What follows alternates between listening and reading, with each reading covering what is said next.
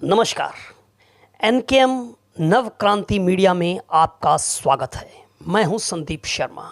आज दिल्ली की सियासत से एक बड़ी खबर जिसने पूरे देश का ध्यान जो है वो अपनी तरफ आकर्षित कर रखा है, वो दिल्ली के मुख्यमंत्री अरविंद केजरीवाल की रिहाई है। मुख्यमंत्री अरविंद केजरीवाल शराब घोटाले मामले में पिछले 181 दिन से तिहाड़ जेल में बंद थे और आज उनकी रिहाई हो गई है। और आम आदमी पार्टी के जो कार्यकर्ता है वो खुशी मनाते हुए, जश्न मनाते हुए दिखाई दे रहे हैं।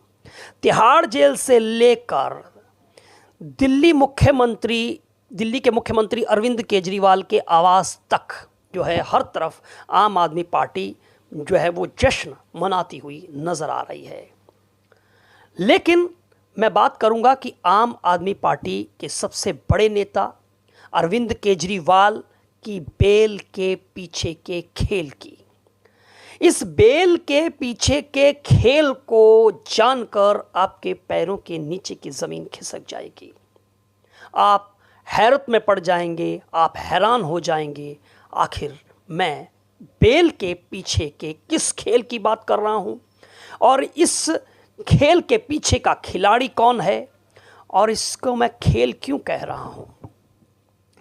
इस मुद्दे पर मैं आगे बढ़ूं, मैं आपको बता दूं कि दिल्ली के मुख्यमंत्री अरविंद केजरीवाल की रिहाई पर जिस तरह से आप भारतीय जनता पार्टी के और आम आदमी पार्टी के बयान बहादुरों को सुन रहे होंगे।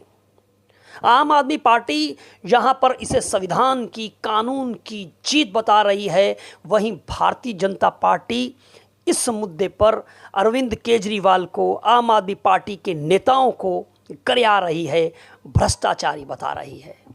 लेकिन ये तो टीवी स्क्रीन पर आपको दिखाई दे रहा है, लेकिन इसके पीछे अगर आप जाकर देखेंगे तो आपको देखेगा कि आम आदमी पार्टी जितनी ज़्यादा अरविंद केजरीवाल की रिहाई से खुश है, उससे ज़्यादा खुश भारतीय जनता पार्टी है। आप कहेंगे मैं कैसी बहकी बहकी बातें कर रहा हूं। भारतीय जनता पार्टी के सबसे बड़े विरोधी पार्टी का नेता आज़ाद होकर, रिहा होकर वापस आ रहा है। भाजपा के लिए तो मुश्किलें बढ़ती जा रही हैं। ऐसे समय में मैं ये कह रहा हूं कि भारतीय जनता पार्टी अरविंद केजरीवाल की रिहाई से खुश है, गदगद है, उसके मन में लड्डू फूट रहे हैं। मैं ऐसा इसलिए कह रहा हूं कि उसके पीछे की एक ठोस वजह है, उसके पीछे एक ठोस कारण है। मैं बता दूं कि अरविंद केजरीवाल की रिहाई पर हम बात करें और जिस तरह से केजरीवाल बाहर आए हैं और वो सीना तान कर कह रहे हैं कि मैं और ज़्यादा मजबूत होकर निकला हूँ और मेरी ताकत 100 गुना ज़्यादा बढ़ गई है। आम आदमी पार्टी जिस तरह से जश्न में डूबी हुई है, लेकिन बात इसके साथ साथ में, इसके साथ जो सियासी समीकरण जो आज अरविंद केजरीवाल की रिहाई के बाद देश की सियासत के बदलते हुए दिखाई दे रहे हैं, उस पर भी आपको गौर करना चाहिए। आम आदमी पार्टी के सबसे बड़े नेता इस वक्त पर जब रिहा होते हैं तो देश की सियासत पर इसका क्या असर होने जा रहा है।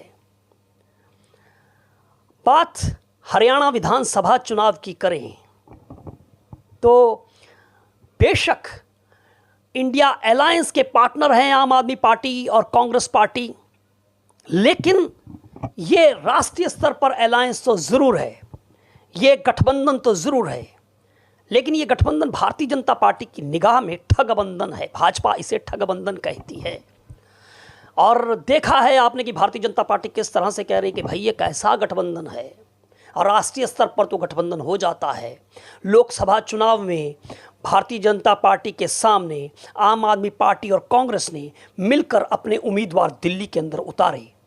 4 और 3 सीटें आपस में बांट ली। 4 आम आदमी पार्टी में ने सीटें ले ली, 3 कांग्रेस पार्टी ने मिलकर चुनाव लड़े, लेकिन सातों की सातों सीटों पर शिकस्त का सामना करना पड़ा, हार का सामना करना पड़ा। लेकिन वहीं उसी वक्त पंजाब के अंदर जो है वो अलायंस नहीं होता है। पंजाब के अंदर दोनों पार्टियां जो हैं वो अलग अलग लड़ती हैं। अब दावे किए जा रहे थे कि हरियाणा के अंदर गठबंधन होगा, हरियाणा के अंदर दोनों पार्टियां मिलकर चुनाव लड़ेंगी। और आपने देखा कि किस तरह से कांग्रेस पार्टी के प्रभारी दीपक बाबरिया और आम आदमी पार्टी के राज्यसभा सांसद राघव चड्ढा के बीच में मुलाकातों का दौर भी चला। दोनों पार्टी के नेता बाहर आए, मीडिया से मुखातिब हुए और ये कहा कि 2-3 दिन के अंदर गठबंधन हमारा होना तय है, पूरी की पूरी तस्वीर सामने आ जाएगी। लेकिन ये रिश्ता परवान नहीं चढ़ा। कांग्रेस पार्टी और आम आदमी पार्टी दोनों हरियाणा के चुनावी मैदान में अलग अलग उतर गए और आम आदमी पार्टी ने भी हरियाणा की 90 विधानसभा सीटों में से 89 सीटें 89 सीटों पर जो है अपने उम्मीदवार उतार दिए। भूपेंद्र हुड्डा जो हरियाणा के मुख्यमंत्री हैं, उनके खिलाफ भी अपना उम्मीदवार उतार दिया।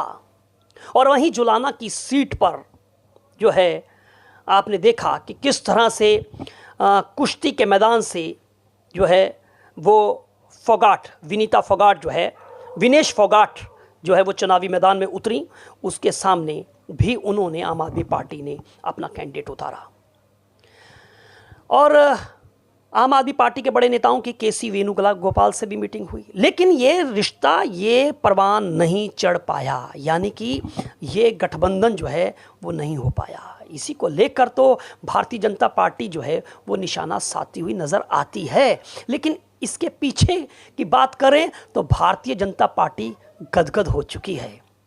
अंधन को क्या चाहिए आंखें, कोढ़िन को क्या चाहिए काया, बांझन को क्या चाहिए औलाद कहा जाता है ना।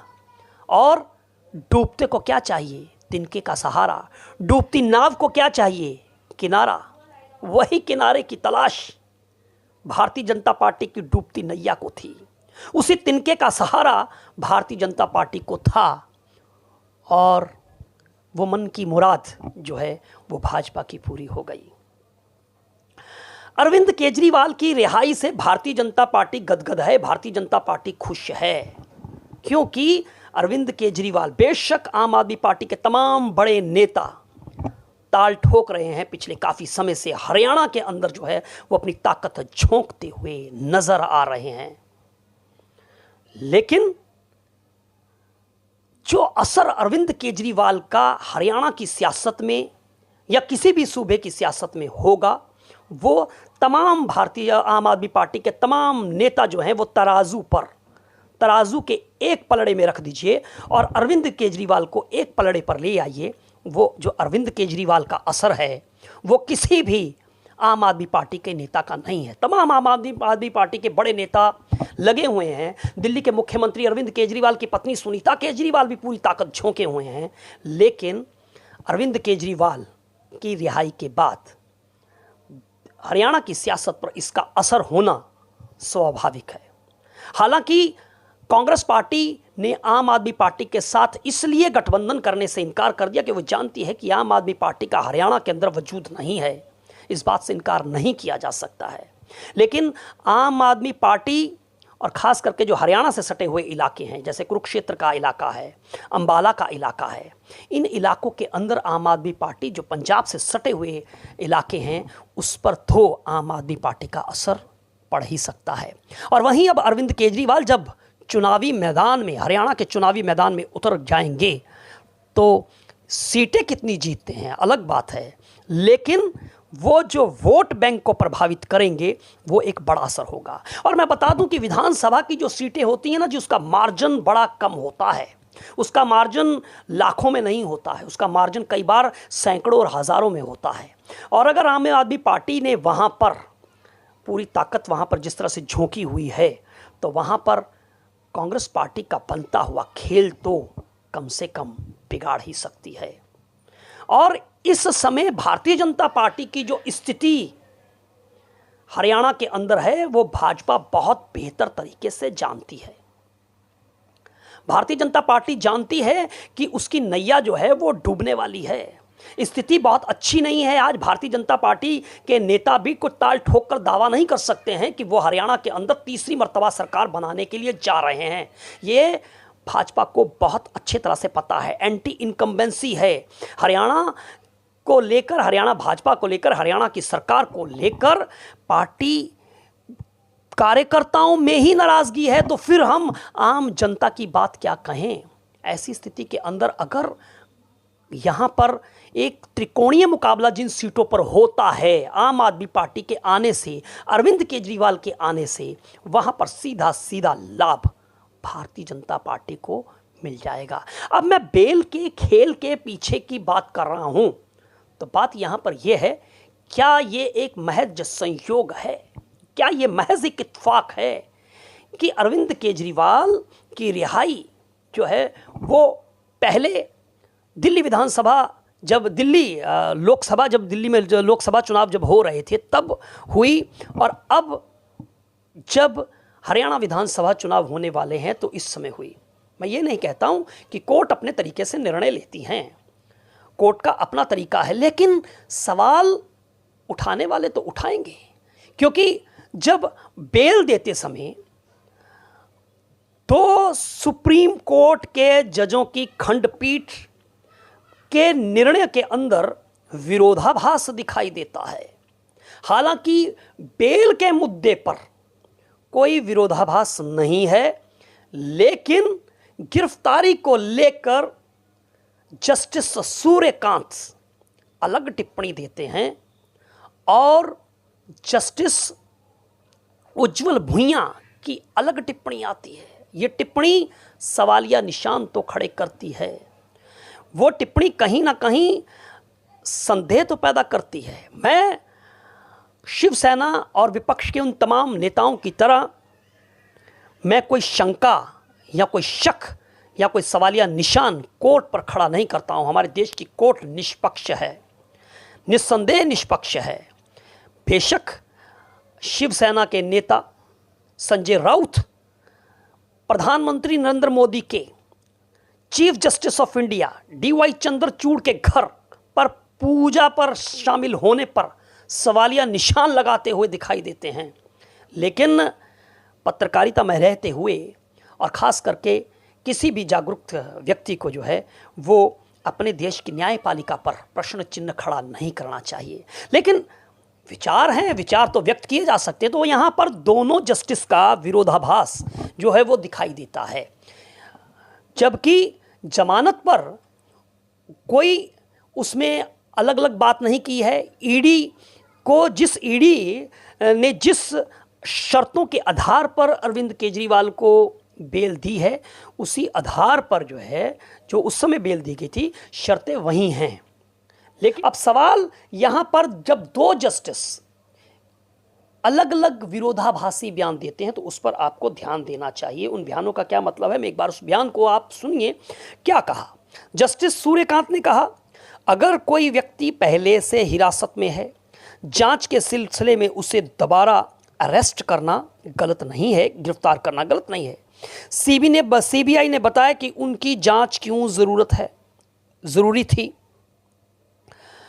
वहीं दूसरा पॉइंट वो कहते हैं कि याचिकाकर्ता की गिरफ्तारी अवैध नहीं है। CBI ने नियमों का कोई उल्लंघन नहीं किया है, उन्हें जांच की ज़रूरत थी, इसलिए इस केस में उनकी अरेस्टिंग हुई है। वहीं चलिए दूसरे बयान की तरफ। जस्टिस उज्जवल भुइयां क्या कहते हैं कि CBI की गिरफ्तारी जवाब से ज़्यादा सवाल खड़े करती है। जैसे ही ईडी केस में उन्हें जमानत मिलती है, CBI एक्टिव हो जाती है। ऐसे में अरेस्टिंग के समय पर सवाल खड़े होते हैं। दूसरी बात, जस्टिस उज्जवल भुइयां क्या कहते हैं? CBI को निष्पक्ष दिखना चाहिए, हर संभव प्रयास करना चाहिए ताकि गिरफ्तारी में मनमानी ना हो। जांच एजेंसी को पिंजरे में बंद तोते की धारणा को दूर करना चाहिए। देखिए, एक खंडपीठ, दो जजेस, दोनों की गिरफ्तारी को लेकर अलग अलग राय प्रश्न पैदा करती है। और अब सवाल ये है कि एक तरफ ये पिछले हफ्ते चले जाइए जहाँ पर ये मामला चल रहा था, उसके बाद जो है दोनों ही पार्टियां जो हैं वो अपने अपने उम्मीदवारों की घोषणा हरियाणा चुनाव के लिए कर देती हैं। अब सोचिए, इसका फ़ायदा सीधा सीधा भारतीय जनता पार्टी को होता हुआ दिखाई दे सकता है। हालांकि कोई यह डंके की चोट पर नहीं कहा जा सकता है कि भारतीय जनता पार्टी को इससे फ़ायदा हो जाएगा और वो हैट्रिक लगाएगी। और लेकिन इस बात से भी इनकार नहीं किया जा सकता है कि अरविंद केजरीवाल के चुनावी मैदान में उतरने के बाद, एक योद्धा के, आम आदमी पार्टी के उतरने के बाद सियासी समीकरणों पर कुछ ना कुछ असर तो होगा। हालांकि हमने देखा है कि लोकसभा चुनाव में अरविंद केजरीवाल की रिहाई का कोई असर नहीं हुआ, और ये बात कांग्रेस पार्टी भी बहुत बेहतर तरीके से जानती है। लेकिन वहाँ पर इस गठबंधन की बात भी करें तो ये पार्टियां कभी एक दूसरे के विरोध में हुआ करती थी। खास करके आम आदमी पार्टी का जन्म ही तो कांग्रेस पार्टी का विरोध करते करते हुआ। लेकिन फिर वही गठबंधन पहली बार सरकार बनाने में सहयोग भी वैसे आम आदमी पार्टी को कांग्रेस पार्टी ने ही दिया। कांग्रेस पार्टी को सबसे पहले मुख्यमंत्री का जो डेजिग्नेशन है, मुख्यमंत्री का जो पद है, उस पर मुख्यमंत्री बनाने वाली जो है वो कांग्रेस पार्टी है। ये कांग्रेस पार्टी का एक बड़ा एहसान मुख्यमंत्री अरविंद केजरीवाल पर है, क्योंकि अरविंद अगर कांग्रेस मदद ना करती तो पहली बार जब मुख्यमंत्री अरविंद केजरीवाल बने थे तो वो कांग्रेस के सहयोग से ही बने थे। तब उनका कद सियासत में बड़ा हो जाता है। जाहिर है, जब किसी व्यक्ति के नाम के आगे मुख्यमंत्री लग जाता है तो उसका कद बढ़ जाता है। लोग और मीडिया भी उसे गंभीरता से लेते हैं, और ये काम जो है, ये एहसान जो है, ये कांग्रेस पार्टी ने किया था। लेकिन बावजूद इसके हम देखते हैं कि राष्ट्रीय स्तर पर तो ये इंडिया गठबंधन के दोनों पार्टनर हैं, लेकिन प्रदेश स्तर पर जाकर डुगडुगी अलग अलग बजाई जाती है। पंजाब में डुगडुगी अलग बजती है, हरियाणा में डुगडुगी अलग बजती है। लेकिन इस डुगडुगी का कहीं ना कहीं फ़ायदा तो है वो भारतीय जनता पार्टी को मिलता हुआ नज़र आ रहा है। और भारतीय जनता पार्टी को तो समझिए कि बिन मांगे ये मुराद जो है वो मिल गई है, और सुप्रीम कोर्ट ने जो उनको ज़मानत दे दी है। अब हालांकि अरविंद केजरीवाल की ये ज़मानत जो है उसका कोई मायना उस स्तर पर नहीं है कि वो मुख्यमंत्री के तौर पर उसका कोई मायना नहीं है, क्योंकि वो दिल्ली सचिवालय में जा नहीं सकते हैं, किसी फाइल पर हस्ताक्षर कर नहीं सकते हैं, कैबिनेट की बैठक बुला नहीं सकते हैं, कोई प्रशासनिक निर्णय नहीं ले सकते हैं। लेकिन प्रशासनिक तौर पर बेशक अरविंद केजरीवाल की रिहाई का कोई मायना ना हो, लेकिन उसके राजनीतिक मायने तो बड़े गहरे हैं और प्रभावशाली हैं। उसे दरकिनार नहीं किया जा सकता, उससे इनकार नहीं किया जा सकता। और यही वजह है, यही कारण है कि आम आदमी पार्टी जितना खुश है अरविंद केजरीवाल की रिहाई से, उससे ज़्यादा खुश भारतीय जनता पार्टी है। आपको हमारा ये एनालिसिस, हमारा ये विश्लेषण कैसा लगा, आप इस पर अपनी क्या राय रखते हैं, वो आप अपनी टिप्पणी करके हमें ज़रूर बताएं। और हाँ, अगर आपको हमारा ये वीडियो पसंद आए तो हमारी हौसला अफजाई के लिए हमारे चैनल को सब्सक्राइब ज़रूर करें। इसके साथ में लगे हुए बेल आइकॉन को ज़रूर दबा दें, ताकि हमारी तमाम समाचारों के नोटिफिकेशन आपको मिल सकें, और आप अपनी कीमती राय भी हमें ज़रूर दें। नमस्कार।